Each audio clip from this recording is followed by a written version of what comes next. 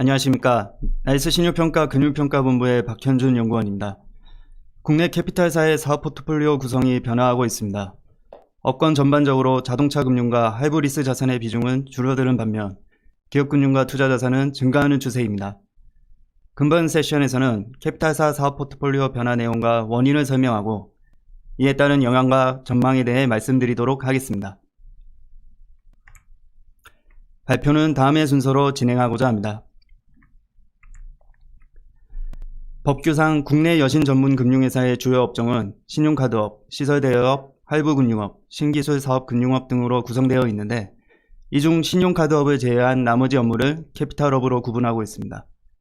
이에 캐피탈사는 할부리스 등의 물적 금융을 기본으로 영위하되 기업 대출 등의 여신을 함께 취급해 왔습니다.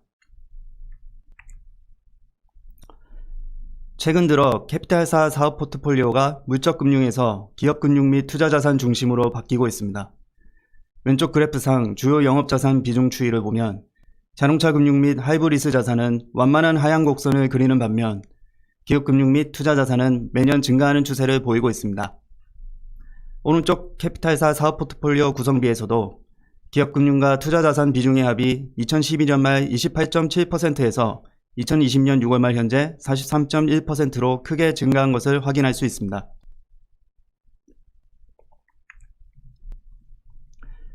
다음으로 최근 확대되고 있는 기업금융 및 투자자산과 관련된 경제 동향을 살펴보겠습니다. 우선 기업 부문에서는 코로나19 충격으로 한계 기업이 크게 증가하고 있습니다. 2019년에 집계된 한계 기업 수가 3,475개로서 2010년 이후 가장 많은 수준이었는데 올해는 5,000개를 넘을 것으로 예상되고 있습니다. 또한 기업의 채무상환 능력을 나타내는 이자 보상 비율은 2019년 3.7배를 기록한 가운데 코로나19가 연중 지속될 경우 1.1배까지 저하될 것으로 전망되고 있습니다. 국내 및 해외 주식시장도 올해 3월 이후 금융시장 불확실성 고조로 변동성 지수가 급격히 높아졌습니다.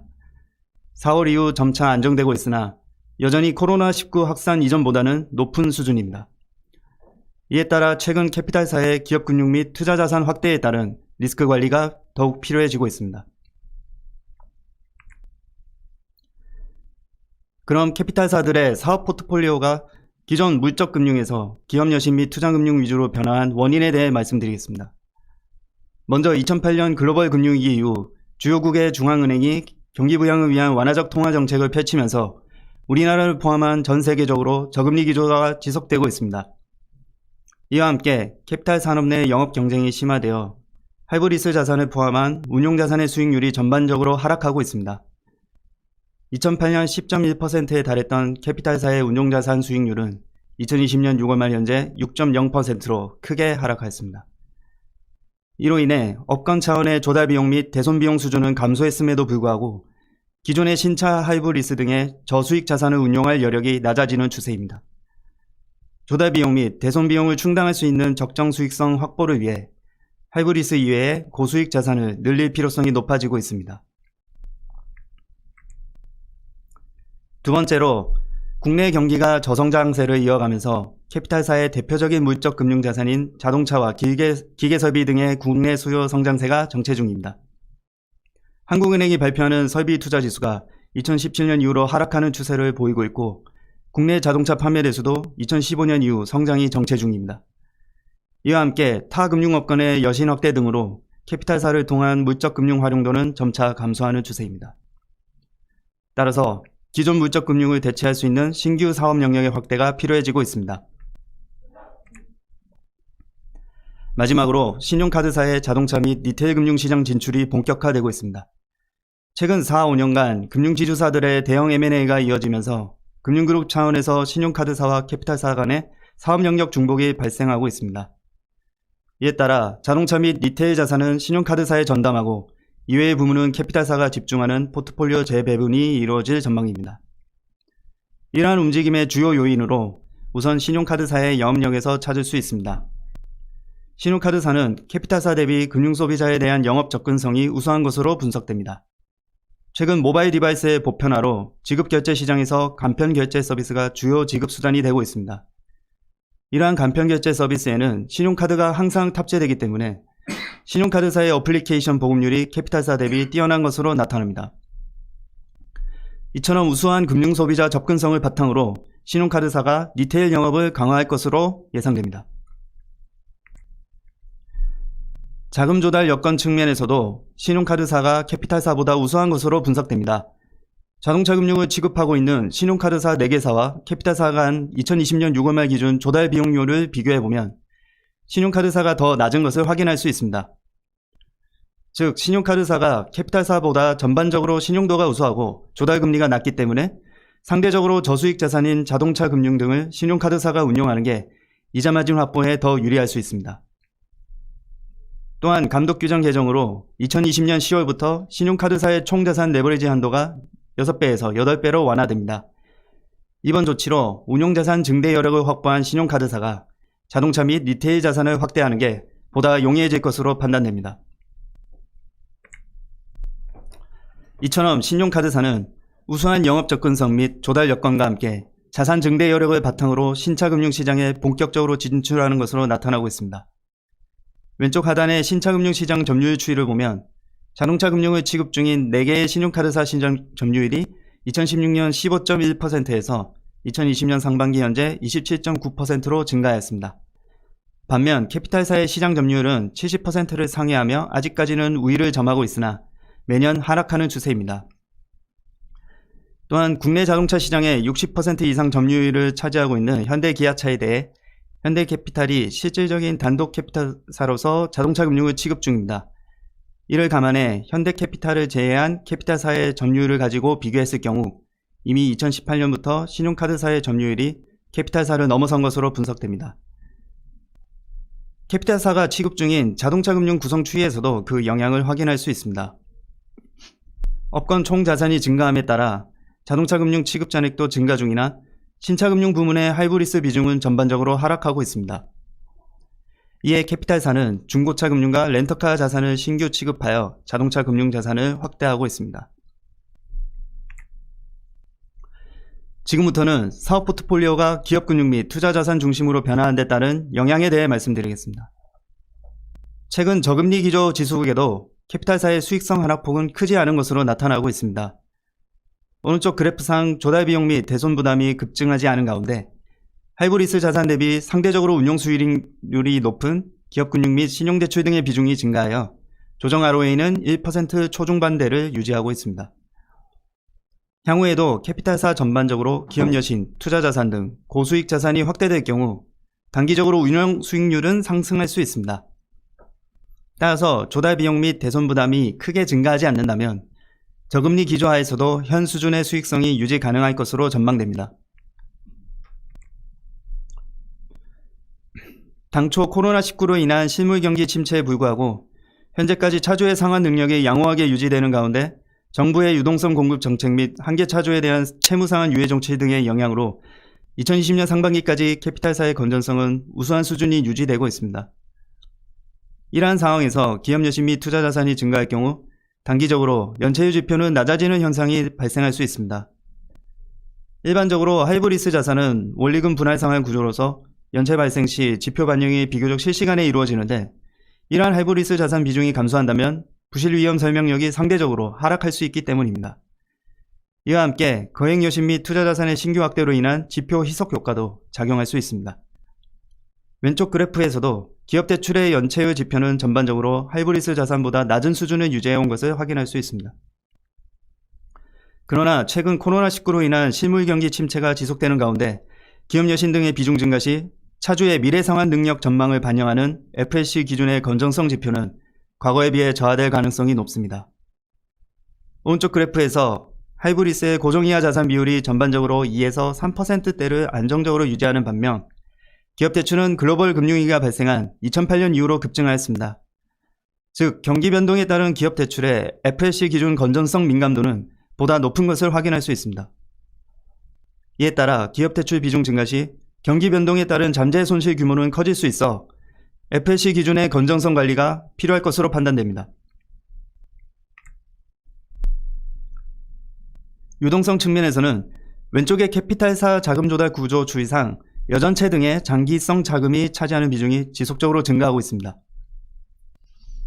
오른쪽의 유동성 차입 비중 역시 2016년 이후 감소하는 추세를 보이고 있어 기업 금융이 확대되고 있는 사업 포트폴리오 변화에 적절한 조달 구조를 보이고 있습니다. 2020년 들어 코로나19로 인한 조달 변동성 증대로 유동성 차입 비중이 올해 6월 말 기준 36.7%로 전년 말 대비 증가했으나 이는 여전체 시장의 수요 감소에 따른 적절한 대응으로 평가할 수 있습니다.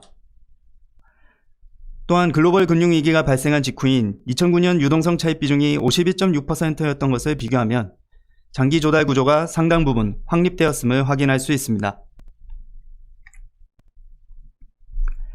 다만 캐피탈사의 장기 조달 수단인 여전체의 대부분을 금융기관이 투자하고 있는데 그 중에서도 기금, 보험사, 은행 대비 시장성 자금 의존도가 높은 투자 신탁의 비중이 가장 높습니다. 2019년 기준 투자자 구성비나 최근 4년간 구성 추이를 보아도 투자 신탁이 가장 높은 것을 확인할 수 있습니다. 이 때문에 여전사와 투자 신탁 및 금융시장 간 연계성이 높아져 금융시장 충격이나 개별 투자자의 실적 부진 등이 캐피탈사의 자금 조달 안정성에 직접적인 영향을 미칠 가능성이 존재합니다.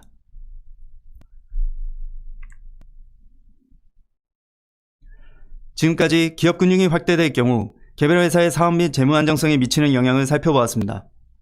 이어서 산업 차원의 변화를 전망하고 결론을 말씀드리겠습니다. 향후 캐피탈사는 물적 금융 중심의 하이브리스 회사에서 다양한 여신을 취급하는 여전사와 투자금융사의 성격이 강화될 것으로 예상됩니다. 이에 따라 업권 전반적으로 고위험 고수익 추구 기조가 형성되어 리스크 요인이 동질화되고 실적 변동성은 커질 것으로 예상됩니다. 또한 기존의 기업 및 투자금융을 영위하던 타 금융업권과의 경쟁이 심화될 수 있습니다.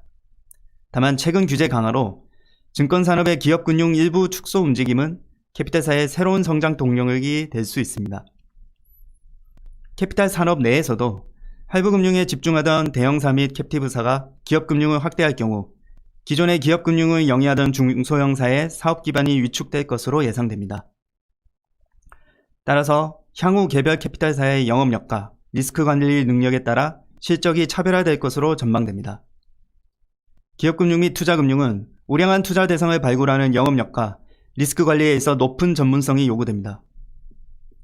이와 함께 기업 여신 및 투자금융의 건당 투자 금액을 고려 시 일부 거액 여신의 건전성 저하에도 대손 비용이 급증할 수 있어 보다 선제적인 손실 완충력 확보가 필요합니다. 결국 개별 캐피탈사의 사업 및 리스크 관리 역량에 따라 실적이 양극화를 보일 전망입니다. 2020년 금융시장의 변동성에 대비한 캐피탈사들의 선제적인 유동성 관리 현황을 다음 그래프에서 확인할 수 있습니다. 왼쪽 그래프를 보시면 캐피탈사의 현금 및 예치금 규모가 2020년 6월 말 5조 4천억 원으로 전년 말 대비 40% 넘게 증가하였습니다. 이러한 현금 등의 증가를 감안한 실질 레버리지 수준은 전년 말 대비 감소했습니다. 즉 2020년 들어 캐피탈사의 레버리지 배율 상승은 신규 여신 확대로 인한 것이 아닌 상당 부분 선제적인 유동성 확보에 따른 것으로 분석됩니다. 오른쪽 그래프는 실적 레버리지 배율과 운용자산 대비 장기 조달 비중을 나타낸 것입니다.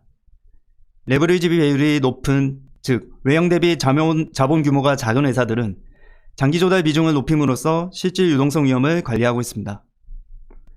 반면 레버리지 배율이 낮은, 즉 외형 대비 자기 자본 규모가 비교적 충분한 회사들은 투자 재원의 상당 부분을 자본으로 충당할 수 있어 단기 자금을 적절히 활용해 유동성과 수익성을 관리하고 있습니다. 이와 같이 당사가 평가하고 있는 캐피탈사 전반적으로 자기 자본 규모 및 조달 여건을 고려하여 적절한 조달 정책을 운용하고 있는 것으로 분석됩니다. 이러한 선제적 노력에 힘입어 올해 상반기와 같은 금융시장 불안에도 양호한 대응 능력을 보여줬습니다. 그러나 코로나19로 인한 금융시장 변동성 재확대 가능성이 상존하고 있는 가운데 기업금융 등의 확대 시 장기 자금 소요가 증가할 수 있어 보다 강화된 유동성 관리가 필요할 것으로 판단됩니다. 아래 표는 현재 캐피탈사들의 평균적인 자산 부채 만기 구조를 나타낸 것입니다. 현재 대부분의 회사들이 유동성 규제 수준을 충족하고 있어 지표상으로는 큰 문제가 없는 상황입니다. 그러나 전술하였듯이 기업금융, 특히 부동산 관련 여신 중 일부는 만기 연장이 되는 경우가 있어 명목 만기와 실질 만기가 일치한다고 볼 수 없습니다. 자료 확보가 가능한 캐피탈사의 기업금융 여신을 분석한 결과 평균적으로 차주당 100억 원 내의 여신이 실행되는 것으로 파악됩니다. 만약 기업금융 차주 중 10여 개 차주에 대해 만기 연장을 실시한다면 캐피탈사 평균적으로 약 1000억 원의 기업 여신 만기가 연장된다고 볼 수 있습니다. 이때 기간별 유동성 비율은 이전보다 하락하는 것을 확인하실 수 있습니다. 아직까지는 캐피탈사의 기업 여신 중 만기 연장 건이 급증하지는 않고 있으나 국내 경제 동향 및 코로나19의 장기화 가능성 등을 감안시 향후 기업금융 부문의 만기 연장이 증가할 것으로 예상됩니다. 이에 대한 캐피탈사들의 선제적 대응이 필요할 것으로 판단됩니다. 이제까지 기업 여신 및 투자금융 확대에 따른 영향 및 주요 리스크 요인에 대해 말씀드렸습니다. 이를 반영해 향후 나이스 신용평가는 캐피탈사가 사업 포트폴리오를 변화시키는 과정에서 자금 재조달 위험을 감내할 수 있는 수준의 자본 적정성과 유동성을 보유하고 있는지 여부를 중점적으로 모니터링할 계획입니다. 이를 위해 자본 적정성 및 유동성 지표의 절대적 수준이 아니라 운용자산 규모를 감안한 레버리지 배율, 자금 조달 다각화, 그리고 장기화 추이 등을 통해 캐피탈사의 실질적인 재무 안정성 변화 여부를 신용등급에 반영할 예정입니다. 두 번째로 사업 포트폴리오의 잠재적 신용 위험 및 수익성 변화에 대한 정성적 평가도 강화할 계획입니다. 거액 여신에 대한 시계열 관리를 통해 개별 캐피탈사들의 자산 부채 만기 구조가 단기 조달 및 장기 운용의 위험한 형태로 변환하는지 여부에 대해 모니터링할 예정입니다. 또한 개별 캐피탈사의 수익성 저하가 적정 레버리지 유지하에 조달 구조 장기화 혹은 충당금의 성제적 적립에 따른 비용 증가 때문이라면 이를 감안해 실질적인 사업 및 재무 안정성 강화 정도를 정성적인 요소로 반영할 계획입니다. 반면 과도한 레버리지 확대, 단기 조달 비중의 증가, 그리고 충당금 과소 적립에 따라 비용이 절감되어 수익성이 개선되었더라도 잠재적 리스크의 증가 정도를 반영하고자 합니다. 지금까지 발표를 경청해 주셔서 감사합니다. 궁금하신 부분이 있으면 말씀 부탁드리겠습니다.